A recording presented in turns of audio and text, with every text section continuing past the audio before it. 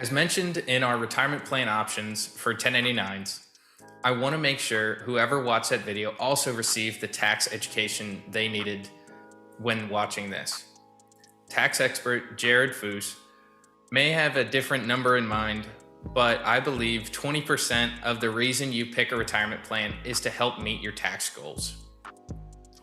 Because there are many options for retirement plan and a fair amount overlap, Jared won't go over each plan individually, but more tax items to be on the lookout for when selecting a plan. Remember, this, like so many things, are why it's so important to have your financial advising team and your tax team working together. Jared, why don't you tell us about some of the tax implications that travel nurses and travel medical professionals can see when trying to pick a retirement plan, especially as a 1099? Well, this is something you can't Google, right? What's best for me? I don't know. This is a very open-ended question, so I'm going to do my very best job that I can to try to give you some least things to consider. Not every 1099 subcontractor are equal. You can have one 1099 contractor that is an S corp. You can have one 1099 contractor that's just an LLC, taxed as a Schedule C. Every single different 1099 subcontractor, and you can have two doctors earning the same amount of money, but have two different entities. So one doctor, let's just use this as an example, may be better in a scenario to choose like a SEP IRA or a SEP type retirement, because you can put 25% of your wages, up to 25% of your wages in a retirement. Let me give you an example. I've got a traveling doctor who pulls about $300,000 from his business per year in a W-2.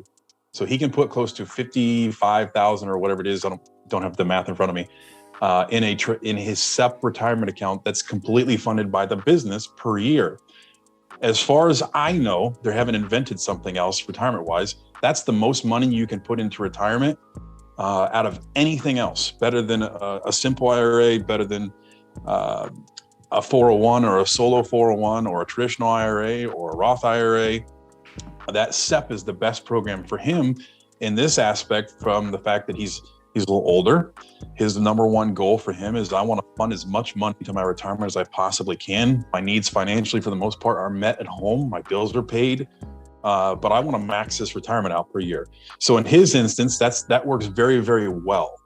Whereas, you might have a younger traveling nurse that maybe isn't making that $300,000, but is conscious about their retirement, who may consider more of a Roth in that aspect, because they've got a long time to put into this money, to put money into the retirement. Where, don't get me wrong, most financial professionals sell the idea that taxes are always going up. Consult your tax person first before believing 100% of that. But the biggest thing for that individual who's younger, maybe 20s, 30s, the Roth is more attractive because they know they'll never pay taxes on that money. Now, you're going to have limitations on how much you can put in per year, but let's face it, when we're 20 and 30 years old, we got bills. So it's one of those things where it's kind of a trade-off. What are your goals? What are your needs now? And depending on whether you're contemplating Roth versus traditional, or tax deferred versus post-tax, that's going to depend on your tax needs as well. I like talking to individuals across the table, and especially those their kids are getting older, if they do have kids that are maybe potentially looking at college credits, keeping that AGI low, your adjusted gross income. So maybe a tax deferred program might be a little better.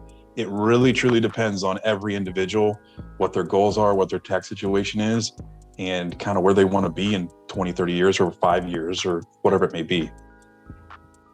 Well, and just to clarify on one of the points that Jared mentioned there, which, thank you for going into those case studies. I think that helps people really put it in perspective on who or what different plans can serve different people. But with the Roth IRA, it's never tax money from a standpoint that when you start the 1099, it's already taxed from your income. You have to use after-tax dollars. Correct. Just to clarify that for people that might not be as well versed in the Roth and IRA stuff. But I think that this was a good video to understand where you kind of sit and where you fit within the different retirement plans based on your tax stuff. Of course, if you have questions on your taxes or which retirement plan is best, feel free to use the link below to contact us, and we will get in touch with you. As always, we come to you for personal health solutions. So come to us for personal wealth solutions.